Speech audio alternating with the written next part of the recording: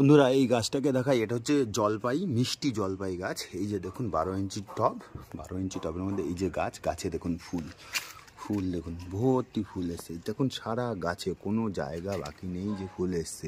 এইবার হচ্ছে এই ফুলটাকে ফলে পরিণত করার টেকনিকটা কি, ফুল থেকে ফলে পরিণত করা বা মুকুল থেকে ফলে পরিণত করার টেকনিক হলো একটা টবের মধ্যে মাটি রেখে মেন টপটা ওই মাটির উপরে রাখতে হবে। যেহেতু আমাদের জমিতে না, আমাদের মাটির উপরে টপটাকে রাখতে হবে, তাই টবের মধ্যে মাটি দিয়ে সেই মাটির উপরে রেখেছি যাতে জলের অভাব না হয় এই মুহূর্তে দাঁড়িয়ে।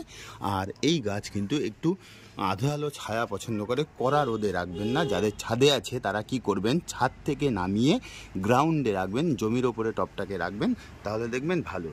তো জলপাই গাছ কারা কারা করেছেন বা ফল ফলিয়েছেন আমাকে একটু কমেন্টে যদি জানান, খুব উপকৃত হব। আমি দেখতে চাই বা শুনতে চাই বা জানতে চাই যে কারা কারা জলপাই গাছ টবে জলপাই ফলিয়েছেন। মিষ্টি জলপাইয়ের কথা বলছি কিন্তু আমি, এটা কিন্তু মিষ্টি জলপাই গাছ। গাছের শেপ এইভাবে রাখবেন। দেখুন এই টাইমে কিন্তু ফুল আসার সময়, ফুল আসলে যাদের এসে গেছে তারা কিন্তু অবশ্যই জলের অভাব যাতে না হয়, পারলে 2 বেলা জল দেবেন, ঠিক আছে। আর একটু আধো আলো ছায়াতে রাখবেন। ভিডিওটা কেমন লাগলো অবশ্যই জানাবেন।